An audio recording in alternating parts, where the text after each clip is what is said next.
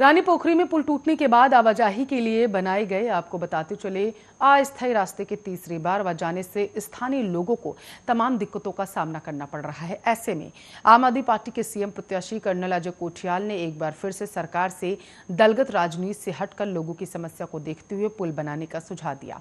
Colonel Kothiyal ने कहा है, अगर सरकार उनको मौका देती है तो 48 घंटे में इस पुल का निर्माण कर दिया जाएगा और इसके साथ साथ आम जनता को समस्या न हो। कर्नल कोठियाल ने कहा है कि वह पहले दिन से ही सरकार को सुझाव दे रहे हैं कि उनको मौका मिला तो वो वैली ब्रिज का निर्माण 48 घंटे में कर सकते हैं, लेकिन सरकार खामोश। सरकार की ओर से बनाया गया अस्थायी रास्ता कई बार बह चुका है। कर्नल कोठियाल ने कहा है कि आम आदमी पार्टी जो दावा करती है उसका पूरा करने का दम भी रखती है। उन्होंने केदारनाथ आपदा का अनुभव साझा करते हुए कहा, केदारनाथ जैसी भयंकर आपदा के दौरान उन्होंने स्थानीय युवाओं की मदद से कई बड़े निर्माण कार्य में सफलता हासिल की।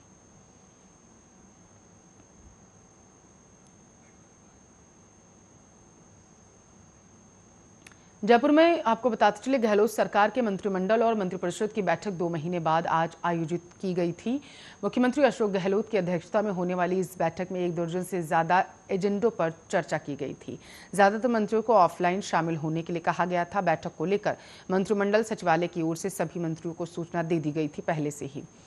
आपको बताते चले, गहलोत की अध्यक्षता में पहले आज शाम 4 बजे कैबिनेट और उसके बाद 4:30 बजे मंत्रिपरिषद की बैठक हुई थी।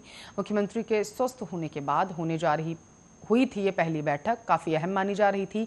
बड़ी बात इसमें यह रही थी कि इस बार आपको बताते चले मंत्रिपरिषद की बैठक वर्चुअली नहीं रखी गई थी। मुख्यमंत्री मंत्रियों से सीधे रूबरू हुए थे और बैठक में 1 दर्जन से अधिक एजेंडों पर चर्चा की गई थी, जिनमें वित्त विभाग के 3, डीओपी के 2, एलएसजी के 1, महिला बाल विकास के 1 सहित अन्य विभागों के 1 दर्जन से ज्यादा मुद्दे शामिल किए गए थे। मंत्री बैठक में शामिल होने के निर्देश दिए गए थे। मंत्रिपरिषद की बैठक में 2 अक्टूबर से शुरू होने वाले प्रशासन शहरों के संग, प्रशासन गांव के संग अभियान को लेकर चर्चा संभव की गई थी।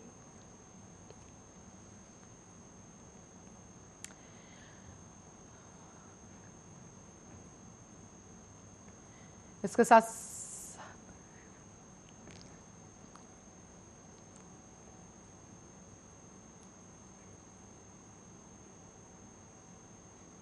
दिल्ली में 2 आतंकियों के पकड़े जाने के बाद बिहार में रेल महकमा हाई अलर्ट पर आ चुका है। रेल मुख्यालय के निर्देशन के बाद प्लेटफॉर्म और रेलवे लाइन पर आरपीएफ की ओर से सर्च अभियान चलाया जा रहा है। मंगलवार को सीतामढ़ी और मुजफ्फरपुर रेलवे स्टेशन पर यात्रियों की सुरक्षा को देखते हुए जांच की गई थी। आपको बताते चलें, अब तक की जांच में कोई संदिग्ध सामान फिलहाल के बरामद नहीं हुआ। आरपीएफ इंस्पेक्टर अनीता कुमारी ने भी मंगलवार को सीतामढ़ी रेलवे स्टेशन का जायजा लिया था। साथ ही स्टेशन से करीब 1 किलोमीटर दूर तक रेल ट्रैक की भी जांच की गई थी। अनीता कुमारी ने बताया था कि जांच लगातार जारी रहेगी। अभी तक कोई वैसा संदिग्ध सामान या व्यक्ति नहीं मिला। मंगलवार को मुजफ्फरपुर रेलवे स्टेशन पर भी जांच अभियान चलाया गया था। नेपाल से सटे इलाकों से आने वाली ट्रेनों पर विशेष नजर थी।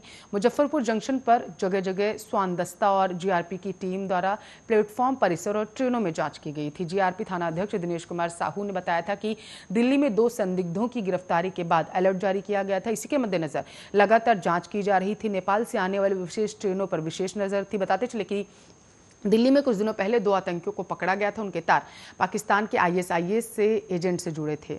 इसी को लेकर रेल मंडल सुरक्षा आयुक्त ने समस्तीपुर, दरभंगा, सीतामढ़ी, सुपौल, मोतिहारी, मधुबनी, बेगूसराय, सहरसा, मधेपुरा सहित बिहार के सभी जिलों को हाई अलर्ट कर दिया था। जारी पत्र में रेलवे स्टेशन सहित रेल ट्रैक, पुल, पुलिया की विशेष सुरक्षा बढ़ाने का निर्देश दिया गया था।